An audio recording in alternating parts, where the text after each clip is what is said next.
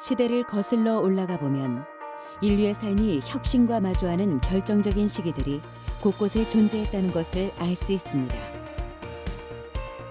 질병의 원인을 발견하며 수명 연장의 가능성을 찾았고, 보이지 않는 것의 존재를 밝혀내며 마이크로 세계의 이론을 정립했죠.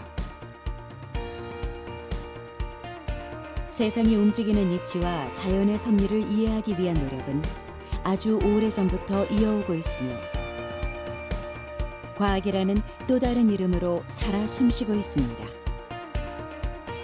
그렇다면 대한민국 과학기술의 힘, 그 원천은 어디에서부터 나오는 걸까요?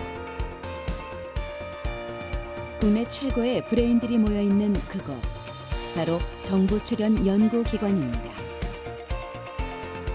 하이테크 코리아 연구소를 닫아 미래를 준비하는 그 현장 속으로 가보겠습니다.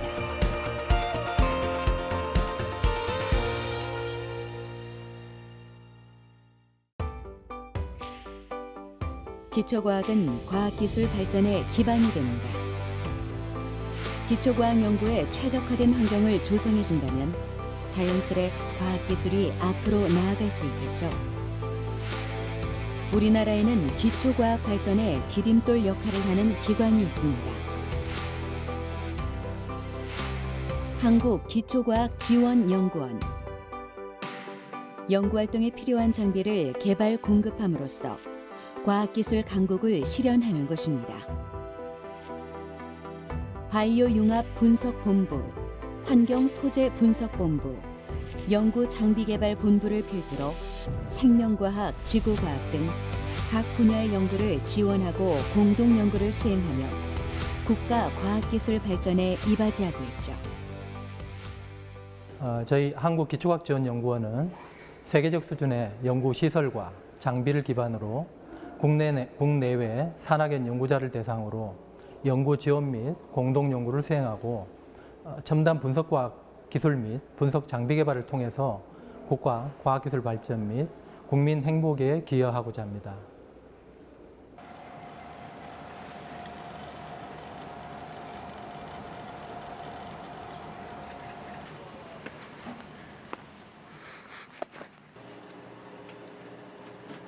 한국기초과학지원연구원의 생물재난 연구팀을 찾았습니다.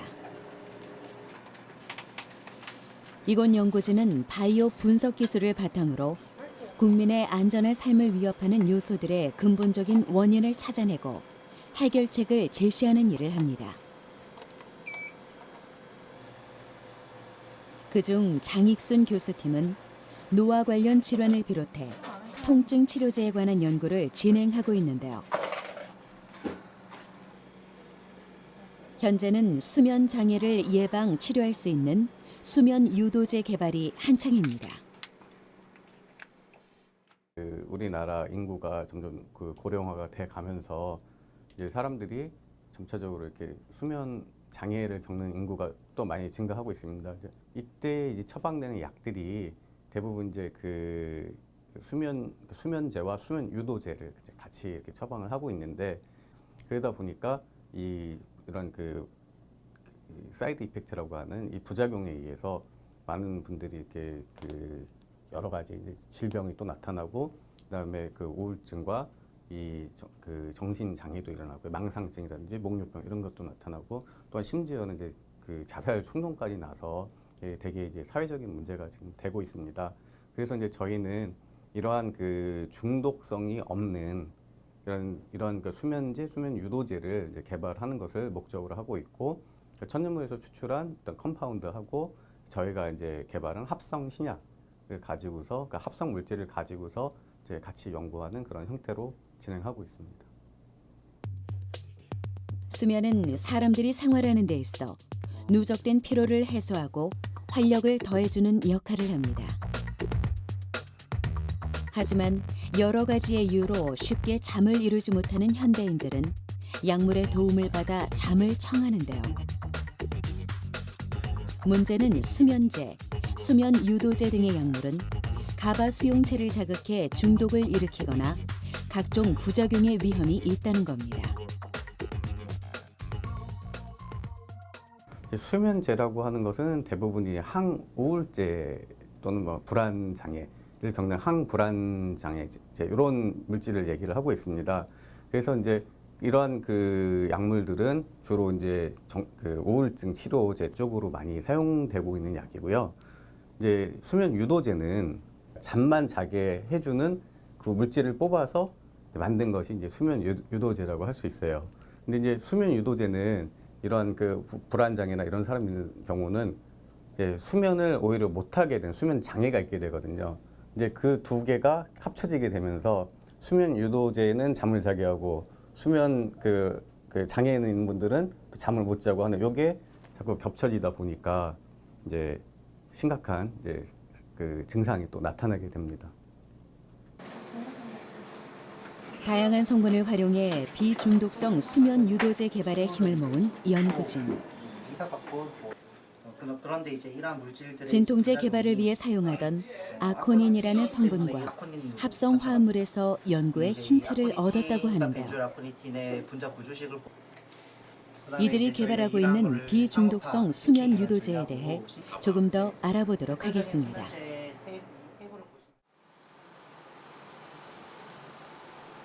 먼저 아코닌을 살펴볼까요? 커다란 장비 앞에서 작업에 한창인 연구원. 기기를 활용해 수면 유도제로 사용할 아코닌을 추출하는 중인데요. 아코닌은 부자라는 식물에 들어있는 성분 아코니틴을 전환해 얻을 수 있습니다. 부자는 과거 사약에 사용하던 원료로 아코니틴 성분이 심장마비를 유발하는데요. 그 독성을 잘 이용하면 통증 억제 효능을 얻을 수 있죠. 이에 연구진은 아코니틴을 독성이 낮은 아코닌으로 전환해 진통제를 개발하던 중 수면의 효능을 발견하고 수면 유도제 개발에 착수했는데요. 이렇게 성분 전환 과정을 거쳐 천연물에서 유래한 아코닌을 확보합니다. 벤조인 아코닌을 엔자임을 이용하여 아코닌으로 전환을 하는데 이때 여러 가지 혼합물이 섞여 있습니다. 그래서 LC를 이용하여 아코닌만 분리하는 작업을 하고 있습니다. 연구진은 천연물 외에도 합성 화합물을 이용해 비중독성 수면 유도제를 개발하고 있습니다.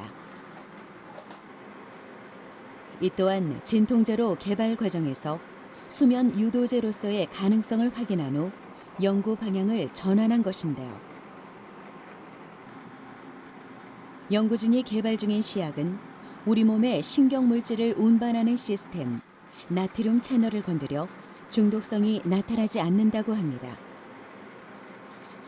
프로포폴, 졸피뎀 등 중독을 유발하는 약품의 단점을 보완할 수 있게 된 것이죠.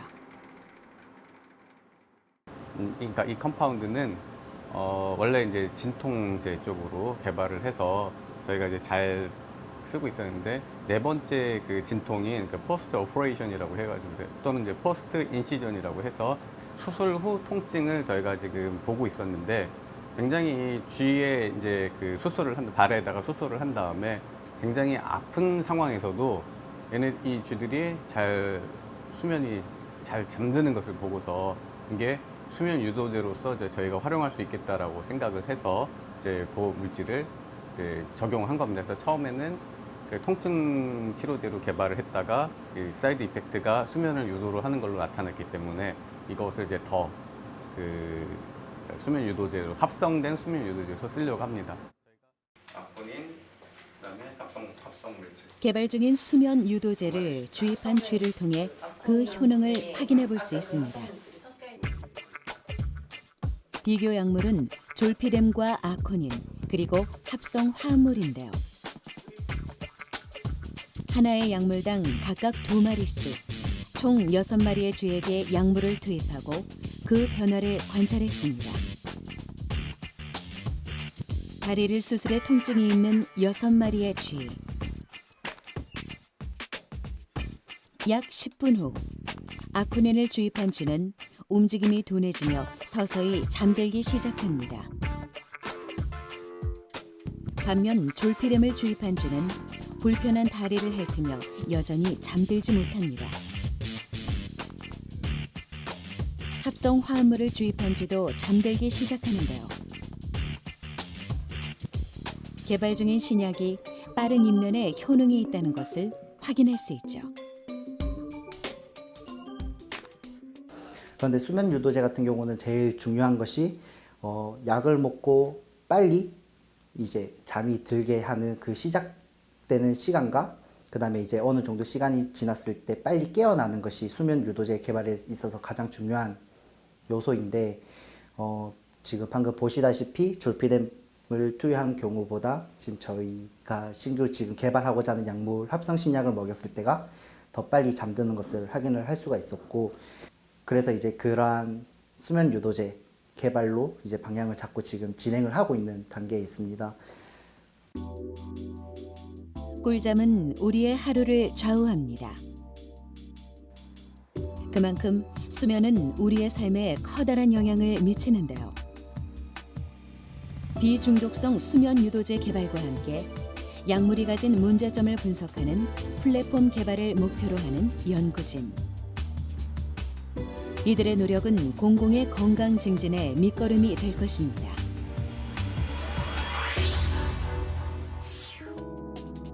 국민의 건강을 위해 생활 속에 존재하는 화학물질을 연구하는 안전성 평가 연구소.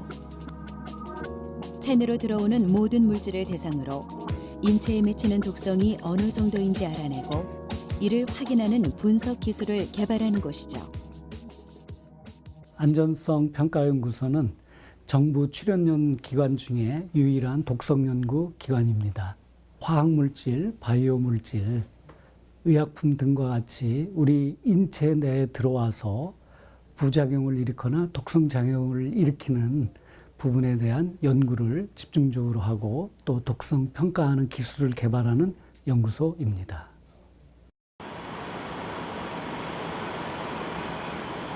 안전성 평가 연구소에선 지금 어떤 연구가 이루어지고 있을까요? 분자 독성 연구 그룹에서 집중하고 있는 건 비알코올성 지방간 질환 유래, 간암 줄기세포 검출용 마이크로 RNA 바이오 마커입니다. 분명 이 긴 이름 속에 답이 있겠지만 추가적인 설명이 필요할 것 같죠. 약물에 의한 간독성의 주요 증상 중에 하나가 지방간 증상입니다. 특히나 지방간은 초기에 일어나는 간독성의 현상으로서 이를 예측하면 더 효과적으로 간독성을 진단할 수 있을 거라 판단했습니다. 특히나 저희 팀은 기존 연구와 차별화를 두기 위해서 간세포 중에서 암줄기세포 현상을 가지고 있는 세포만을 분리하여서 그중에 마이크로 RNA를 분석했습니다. 술을 거의 마시지 않는데도 간에 지방이 끼는 질환을 비알코올성 지방간이라고 합니다. 지방간을 치료하지 않고 방치할 경우 생명을 위협하는 질환인 간경변증과 간암으로 진행될 수 있는데요. 비알코올성 지방간으로부터 유래된 간암을 조기 진단하는 방법으로 연구진은 간암 줄기세포에서만 발현되는 표지인자에 주목했습니다. 그리고 연구 끝에 찾아낸 것이 바로 간암 진단용 마이크로 RNA 바이오 마커입니다. 마이크로 RNA는 RNA 속 비암호 분자로 단백질의 발현 패턴을 조절하기 때문에 종양의 단계를 알 수 있는 지표로 알려져 있는데요. 마이크로 RNA 바이오 마커에 대한 연구는 차액을 이용한 간암 진단의 가능성을 열었습니다. 연구진은 먼저 비알코올성 지방간 질환의 세포 모델을 만들었는데요. 세포 모델이 간암으로 발전할 수 있도록 환경을 조성한 것이죠. 축적된 지방을 확인하기 위해 오일 레드 5 시약을 활용해서 세포에 염색하였습니다. 그 결과 형광현미경 하에서 축적된 지방은 붉은색으로 관찰됩니다.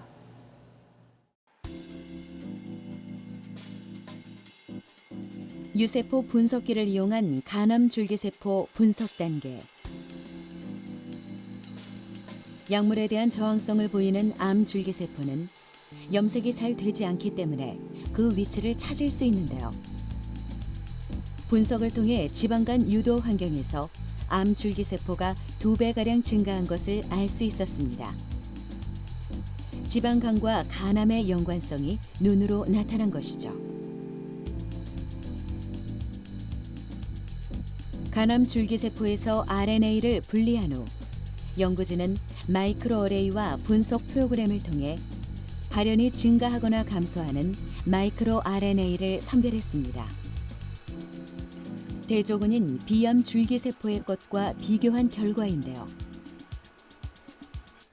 이와 같은 과정을 거쳐 간암 줄기세포에서 특징적으로 발현되는 마이크로 RNA, 즉 바이오마커 5종류를 찾아낸 겁니다. 비알코올성 지방간에서 유래한 간암을 마이크로 RNA라는 바이오마커를 통해 확인할 수 있다는 건 혈액 검사와 같이 간단한 방법으로도 간암을 예측하거나 조기에 진단할 수 있다는 걸 의미하는데요. 생명 연장에 기여할 이들의 연구 성과가 우리 생활 속 깊숙이 들어올 날을 기대해봐도 좋을 것 같습니다. 네, 현재 확보한 5가지의 마이크로 RNA 패널은 아직 상용화하기에는 많이 부족합니다. 따라서 질병과의 직접적인 관련성을 검증하는 작업이 필요하고 또 그 결과의 신뢰성을 얻기 위한 표준화 작업 또한 필요합니다. 저희는 현재 확보한 5가지의 마이크로 RNA 패널을 가지고 상용화하기 위한 후속 실험을 진행할 예정입니다.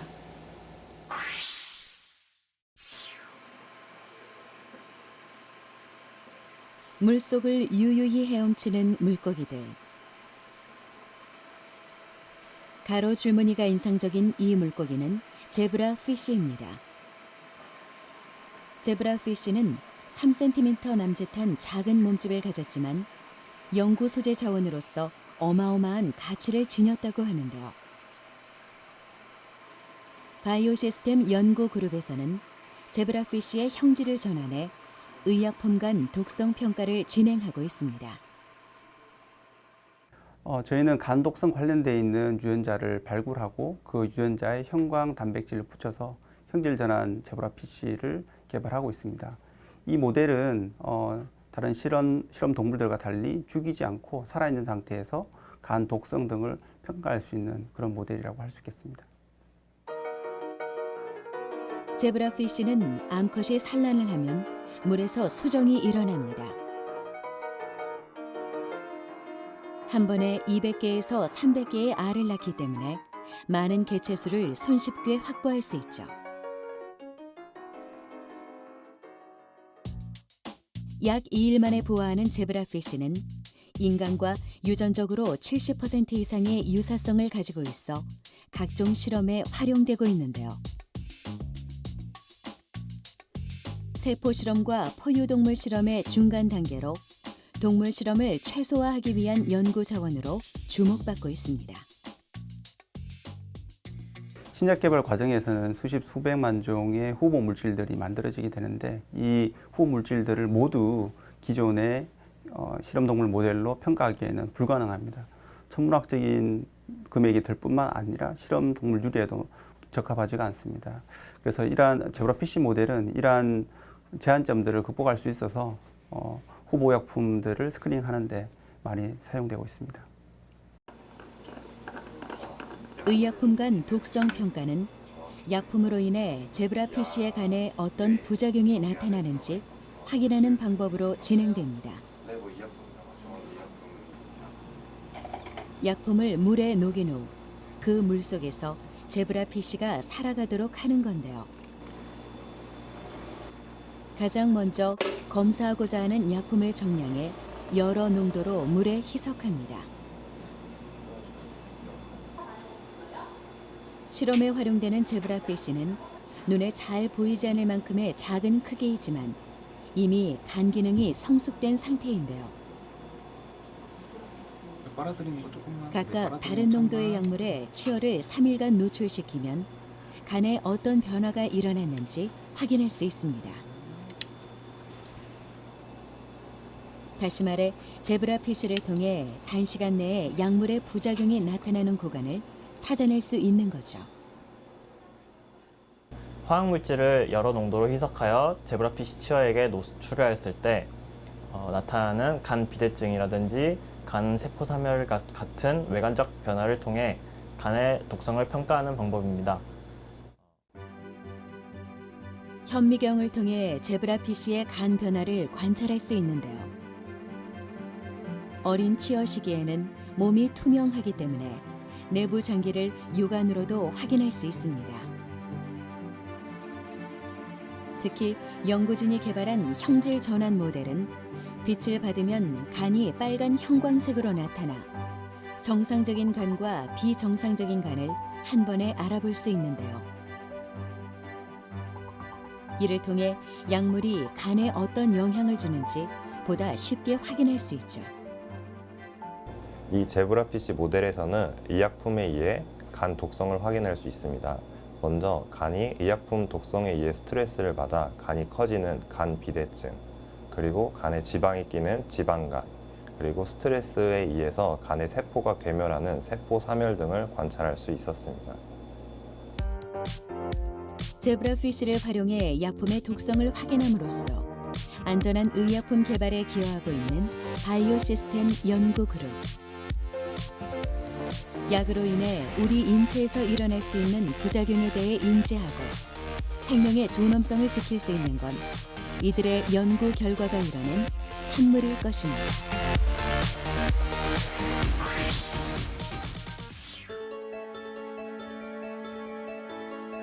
과학기술이 널리 사용되기 위해선 해당 기술에 대한 표준이 필요합니다. 약속된 언어와 규칙이 있어야 기술이 소통하고 또 발전할 수 있기 때문이죠. 한국표준과학연구원은 우리나라 과학기술의 표준을 연구, 개발하는 기관으로서 원천 기술이 바로 서기 위한 초석을 마련하고 있습니다. 사실 우리는 이미 정해진 표준과 규격 안에서 생활하고 있으며 그것이 어디에서부터 시작됐는지 의심해 본 적 또한 거의 없을 겁니다. 보다 정확하고 신뢰성 높은 역할이 요구되는 연구기관이 제 역할을 하고 있기에 우리는 점점 편리하고 발전된 생활을 누릴 수 있는 것이죠. 과학기술 분야가 나아갈 기준을 연구하고 이를 위해 새로운 기술을 끊임없이 만들어내는 곳, 한국표준과학연구원으로 가보겠습니다. 한국표준과학연구원은 국가측정표준 대표기관으로서 측정표준 및 측정과학기술을 연구개발하고 이를 국가와 사회에 보급하는 역할을 하고 있습니다. 이를 통해서 국가의 과학기술 인프라라고 할 수 있는 측정표준을 보급함으로써 국민의 삶의 질 향상과 산업 역량 발전에 기여하는 역할을 하고 있습니다.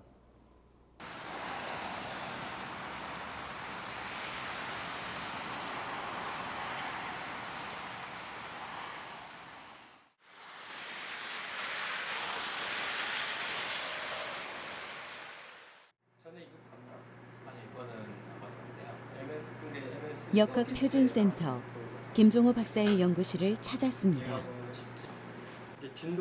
이야기를 나누는 두 사람. 연구 내용에 관한 열띤 토론이 이어지고 있는데요. 이때 두 사람 사이에 놓인 물건 하나가 시선을 끕니다. 그러니까 나중에는 이제 아이패드나 이런 것도 이제 요새 롤러블하게 휘어진다고 이렇게 하잖아요. 그러면은 모탄은 안 되는 거야. 모탄은 알지만 모탄이 딱딱한 게 있어야 진동이 와서 끝까지 느껴지는 건데 이 딱딱한 게 있으면은 롤러블이 안 되니까 딱딱하게 없게끔 하려면 그러니까 이런 거밖에 안 되지. 시중에서 판매되고 있는 커버용 키보드가 이들 대화의 중심에 선 이유는 지금 상용화되고 있는 기술들의 한계를 논하기 위해서입니다. 그리고 김종호 박사팀이 주목하고 있는 건 지금의 한계를 극복하는 미래형 기술이라고 하는데요. 바로 촉각 피드백 기술입니다. 손끝이나 피부에 닿아 느껴지는 감각. 우리는 매일 촉각을 이용해 많은 일들을 합니다. 촉각을 통해 눌림과 아픔, 그리고 차가움과 따뜻함을 느낄 수 있기에 가능한 건데요. 특히 다양한 디지털 기기들을 자유롭게 다루는 현대인은 손가락을 이용해 정보를 습득하고 또 생산해냅니다. 우리가 손끝으로 스마트한 기기들을 조작할 수 있는 건 촉각을 활용하는 기술이 곳곳에 설계되어 있기 때문이죠. 휴대폰 문자를 보낼 때도 평평한 화면에 자판을 인식하는 이유는 휴대폰 속 진동 모터가 보내는 떨림을 촉각을 통해 느꼈기 때문인데요. 이러한 기기와 촉각의 원리를 우리는 촉각 피드백이라고 합니다. 연구진이 주목하고 있는 건 정정 기력을 기반으로 하는 촉각 피드백 기술입니다. 진동 발생 장치인 모터 대신 직접 개발한 터치 액추에이터를 사용하는 건데요. 정정 기력에 의한 진동을 만들어내기 위해선 먼저 2장의 투명 필름과 전극이 필요합니다. 유연한 소재인 필름을 사용하기 때문에 플렉시블 디스플레이나 곡면 디자인에 활용될 수 있죠. 2장의 필름 사이에서 전극에 의해 발생하는 정정 기력. 그 힘을 진동으로 느낄 수 있다는 건데요. 촉각 피드백 기술의 핵심, 액추에이터에 대해 좀 더 알아볼 필요가 있을 것 같습니다. 액추에이터는 간단히 외부에서 전기적 신호를 받아서 기계적인 변이나 진동으로 바꿔주는 장치를 뜻합니다. 기존에는 유압 실린더라든지 브레이크 패드 이런 데 적용됐다면 저희는 현재 좀 더 소형화되고 더 넓은 더 좀 특정한 분야에 사용할 수 있도록 터치 패널 등에 적용을 해서 사람 손으로 눌렀을 때 반발력을 얻을 수 있는 그러한 연구를 진행을 하고 있습니다. 정정 기력 기반 촉각 피드백이 제대로 구동하는지 알아보는 실험. 터치 필름과 소형 전압 발생 보드로 구성된 액추에이터를 타형 분석 장치와 연결했습니다. 손가락으로 누르는 힘을 정량화하기 위해 무게추를 이용했는데요. 필름에 압력이 주어지자 분석기의 파형이 달라집니다. 정정 기력이 발생된 터치 필름에서 압력이 감지됐다는 표시인데요. 필름 사이에 설계된 전극에 전압이 주어지면 인력이 형성되고 2장의 필름이 붙고 떨어지기를 반복합니다. 이러한 현상이 일어나는 필름에 압력을 가하면 촉각에 의해 진동을 감지할 수 있는 것이죠. 그래서 얘가 센서가 나온다는 얘기. 아직은 정정 기력 기반의 촉각 피드백이 그 원리부터 구성 요소까지 낯설게 느껴질 수도 있지만 이러한 기술을 활용한다면 기존에 없던 다양한 시도가 가능해질 거라고 연구진은 말합니다. 이 보드에서 500V가 만들어져서 이 액추에이터 필름에 들어가면 얘가 그런 전극 사이가 이게 갭이 왔다 갔다 움직이면서 얘가 이제 진동이 생기는 거죠. 그래서 사실은 그런 건데 사실 이건 좀 간단한 이제 어떤 개념이에요. 근데 여기 조금 더 나아가면 여기에 그 액추에이터 말고 여기에 압력 센서라는 거나 또 힘 센서를 밑에 들어갈 수 있습니다. 그러면 힘을 이렇게 우리가 이렇게 눌렀을 때 뭐 예를 들어 100g이다, 200g이다고 인식을 하면 얘가 진동이 여기에 오게끔 이렇게 제어를 할 수 있으면 되게 좋은 그런 되게 UI 기술이라고 하는데 그걸 될 수가 있습니다. 필름을 이용한 액추에이터는 유연한 소재라는 장점을 살려 자동차의 여러 기능 버튼을 터치식으로 디자인할 수 있고요. 휴대폰의 형태를 구부리거나 접는 형식으로 자유롭게 설계할 수도 있죠. 촉각 피드백 기술은 무엇보다 시각 장애인을 위한 장치로 활용이 가능합니다. 바로 전자 점자 시스템인데요. 진동의 변화를 통해 데이터화된 점자의 가상 질감을 인식할 수 있도록 만드는 것이죠. 연구진은 지금껏 사용하지 않았던 기술을 우리 생활 속에 적용하기 위한 연구를 이어가고 있습니다. 새로운 기술을 만들어내는 이들이 있기에 우리는 더욱 발전된 내일을 기대할 수 있을 텐데요. 확실한 건 정전기력 기반의 촉각 피드백 기술을 우리가 직접 사용하게 될 날이 머지 않았다는 겁니다. 이 연구를 개발한 지 한 4년 전부터 이제 시작을 해서 이렇게 왔는데 사실은 최근에 뭐 휴대폰 사업도 많이 이렇게 정체되고 그래서 자동차 쪽에 많은 이제 관심이 많이 가고 있거든요. 그래서 특히 자동차의 부품을 하는 그런 회사들에서 이 기술에 대해 관심이 많아요. 실제 그 필요로 하는 업체와 같이 협력해서 제품을 빨리 하는 거가 되게 중요하고 사실 이 액추에이터 기술은 사실은 국내외적으로는 거의 없는 상황이에요. 진동 모터를 그냥 쓰고 있는 수준인데 이것을 빨리 어떻게 상용화하면 사실은 전 세계적으로 되게 보면 좋은 어떻게 보면 이슈가 되고 방향을 일으키지 않을까 생각을 하고 있습니다.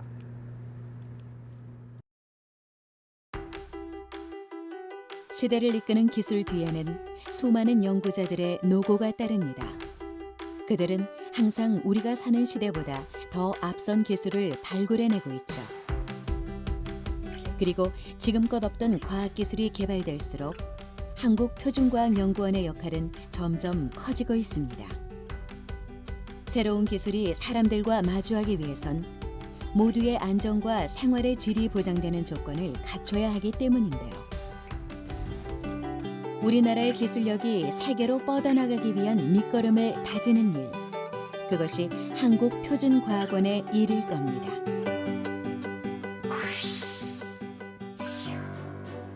생명현상에 관한 기초연구와 생명과학기술의 분야의 연구를 지원하는 한국생명공학연구원.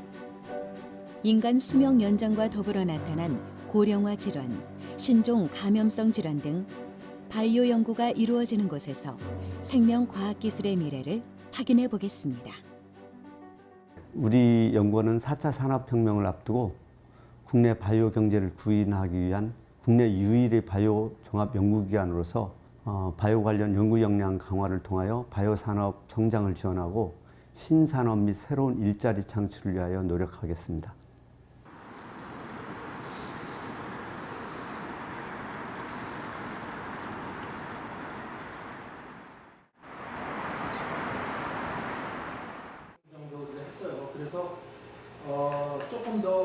연구 진행 사항을 확인하기 위해 한자리에 모인 이들. 화학생물학 연구팀 내에서 항암과 암전이 억제제 개발 연구를 수행하고 있는 연구원들인데요.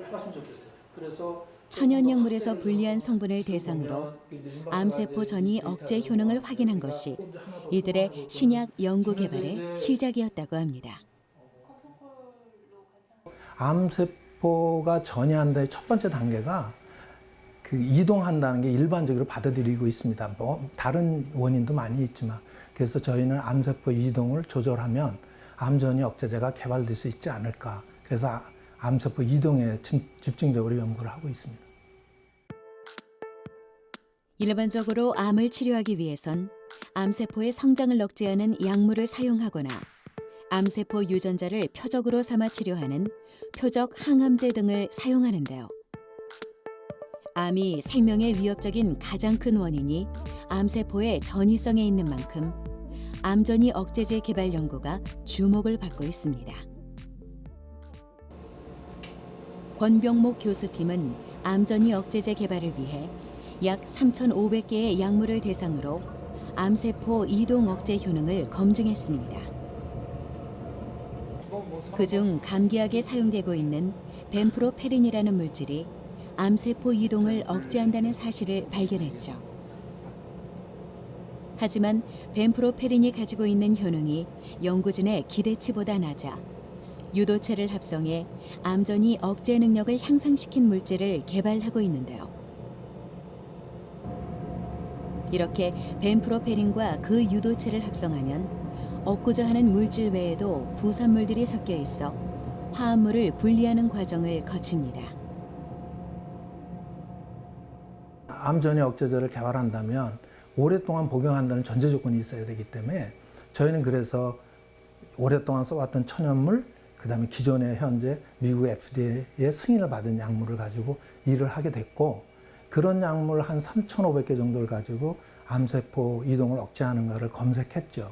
그 와중에서 벤프로펜이라는 약물이 가장 효과적이고 독성도 없고, 그래서 벤프로펜을 저희들이 이제 계속 연구하게 된 것입니다.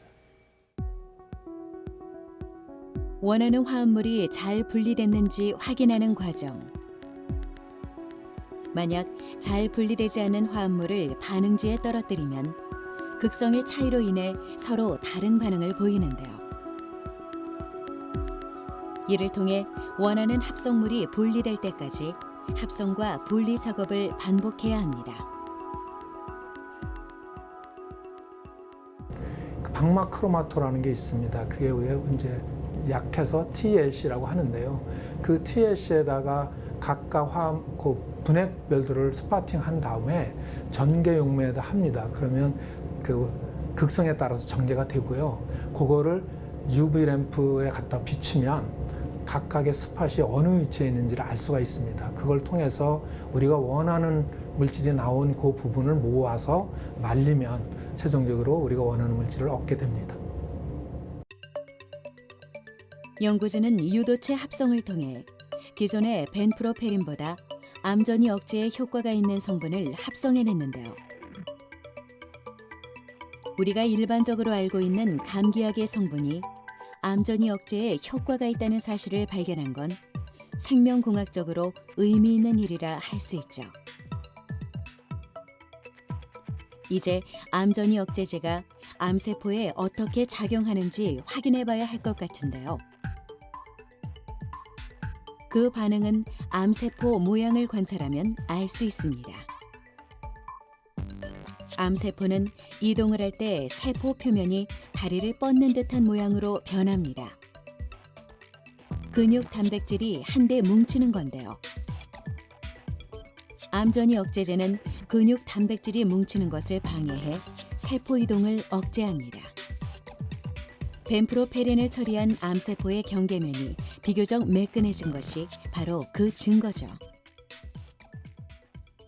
저희가 개발한 벤프로페린 같은 경우에는 이제 암의 전이를 억제를 하기 때문에 다양한 종류의 전이와 관련된 암을 확인해 보았습니다. 대표적으로 이제 대장암과 췌장암, 흑색종에서 효과가 좋은 것을 확인을 했고, 앞으로 이제 다양한 장기로 전이가 되는 암에 대해서 이 벤프로페린을 처리하여 암전이 억제 효과가 있는지 확인해 볼 계획입니다.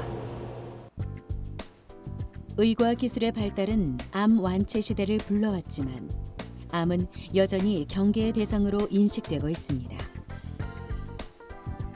하지만 암 전이에 대한 연구와 새로운 의약품 개발이 계속된다면 암을 정복하는 날이 곧 다가올 텐데요.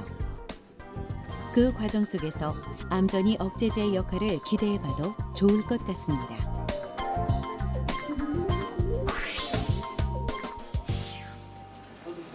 한국생명공학연구원의 또 다른 연구실.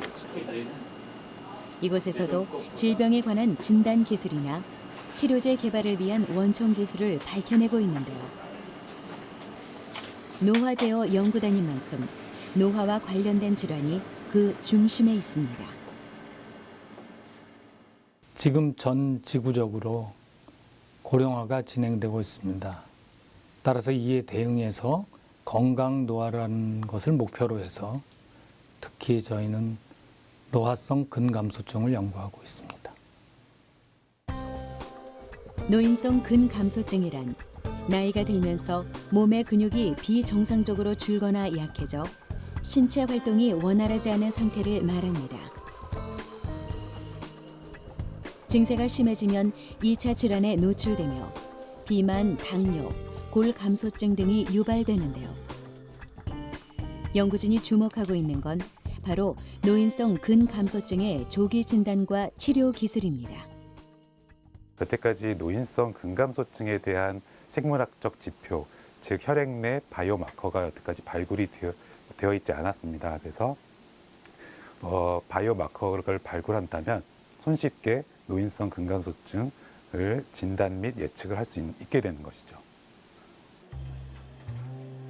노인성 근감소증을 진단하는 바이오마커는 마이크로 RNA입니다. 연구진은 정상 근육량을 가진 노인과 근감소증 노인의 혈액을 비교 분석했는데요. 그 결과 4가지 마이크로 RNA를 발굴했습니다. 노인성 근감소증의 유무나 진행도를 알려주는 지표, 마이크로 RNA 바이오마커의 발견은 혈액 검사와 같은 체외 진단을 통해 조기에 질환을 발견해낼 수 있다는 것을 의미합니다. 조기 진단의 가능성은 치료와 예방에 있기에 중요한 성과라고 할 수 있죠. 진단과 더불어 치료제 개발을 위한 노력 또한 이어지고 있는데요. 연구진은 사람과 생쥐의 노화 근육에서 공통적으로 감소되어 있는 마이크로 RNA를 발견했습니다. 이 지표는 젊은 근육에 존재하는 것인데요. 마이크로 RNA를 이용한다면 근육 감소 유발 단백질을 억제하는 치료제로서 활용이 가능해질지도 모릅니다. 세포에 존재하는 수많은 마이크로 RNA들 중에서 근감소증을 치료할 수 있는 효과가 있는 마이크로 RNA를 빠르게 찾을 수 있는 스크리닝 시스템이기 때문에 세포에서 실험을 하고요. 이 시스템을 사용하면 그 마이크로 RNA를 처리 시 근육 분화 마커를 손쉽게 확인할 수 있습니다. 이를 통해서 근감소증에 효과적인 마이크로 RNA를 선별하였습니다.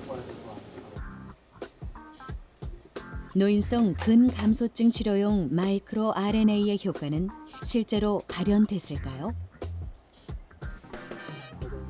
나이든 쥐와 어린 쥐의 양력 검사를 통해 결과를 확인해 보기로 했는데요. 나이든 쥐가 그물을 잡는 힘은 어린 쥐에 비해 현저히 낮았지만 나이든 쥐의 근육에 약물을 주입한 다음 힘을 측정한 결과는 달라졌습니다. 세포 실험을 통해서 발굴한 마이크로 RNA를 이제 노화된 쥐에 투여를 하였을 때 근력이 향상되는지 확인을 하는 실험입니다. 그래서 쥐의 악력을 측정할 수 있는 기계를 이용을 해서 쥐의 악력을 측정을 했을 때 약물을 투여한 실험군에서 쥐의 악력이 향상된 효과를 확인할 수가 있었습니다. 현미경 사진으로 나이든 쥐의 근육세포를 확인해 봤는데요. 대조군에 비해 초록색의 근육 분화 마커가 많이 관찰되는 것을 통해 마이크로 RNA가 주입된 근육세포에서 근육 분화가 촉진돼 있는 것을 알 수 있었습니다. 보다 나은 진단 및 치료